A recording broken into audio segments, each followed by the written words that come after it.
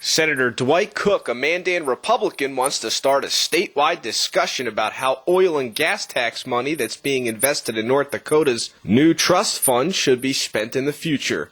5 years from now is the earliest that state lawmakers can get their hands on the cash. We've got some time, and I think now is the time to start the discussion of what it is that we're truly going to do with this legacy fund. How are we going to invest it? How are we going to help the people of North Dakota? And I would hope that whatever this plan ends up to be, that it's a plan that will assure that the intent of the voters when they initially passed it is carried through. And I believe it's to carry out that intent, it needs to be a plan that's going to protect future generations of North Dakotans. About $220 million has been deposited into the Legacy Fund since deposits began about 8 months ago. State leaders say deposits could reach $1 billion with a B by the end of this year, which would leave estimates made during last year's legislative session in the dust. This is a nice position to be in, and we are certainly the envy of the nation today. But we got to be careful. We got to take a look at this opportunity and make the best of it. Like North Dakota, Alaska is a major oil-producing state, and it has an oil tax trust fund similar to North Dakota's Legacy Fund. Alaska state government uses money from its fund to send residents checks in the mail. But Senator Cook is not convinced that that's the best approach for North Dakota. I've visited the folks from Alaska. There's some concerns about their plans, and I think there's a lot that wish they hadn't done that. I'm not too excited about the Alaskan way, sending the checks back to the people. I know when people get their checks, the jails are full, spousal abuse goes through the roof.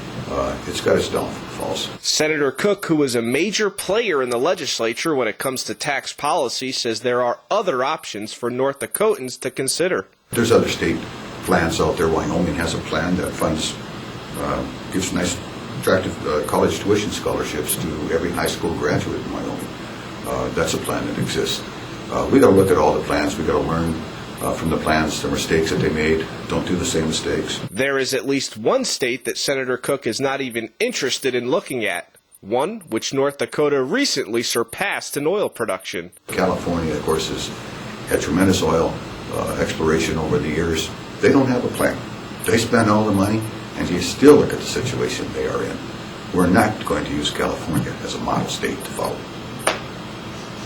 Senator Cook is not picking favorites yet, although he likes the idea of tax relief and some other options. I don't know if I'm leaning towards something. I think it would be a very attractive characteristic of the state of North Dakota to be able to say that you graduate from high school in North Dakota, you could pursue a college education, reach your dreams, and not be straddled with a pile of debt. That's very attractive. Regardless of the final plan North Dakotans eventually choose, Senator Cook does have a wish list he'd like to see included. I would hope we don't grow government. That's the last thing we want to do, is to grow government that we need to sustain. I hope we find something that, again, benefits future generations. We're mining the oil. We're taking it. We could be leaving it in the ground for them, but our country needs it, and we're mining it now. But that doesn't mean we can't, leave something for those who are not going to be able to enjoy it. It took a lot of work to create the Legacy Fund, which voters approved in November 2010. An attempt to create it 2 years prior to that was rejected by voters. Here's how it works. 30% of the state's oil and gas tax revenues go into the fund. Constitutionally, lawmakers cannot touch the principal and interest until July 1st, 2017. After that, the interest will go into the state's general fund, and the legislature can decide how to spend the interest. And that's what Senator Cook wants to create a dialogue about. It's a little risky to depend on this revenue to keep coming in and keep coming in. As chairman of the Finance and Tax Committee, I can tell you if this industry goes south, the state of North Dakota is going to be hurting real soon. There aren't too many guarantees with the oil boom, which makes the state's budgeting process all the more difficult. As somebody who sits in the policy arena and has to make the tough decisions, it certainly plays in my thought process. To what degree it plays in the thought process of other people, there's people out there that think it'll never end.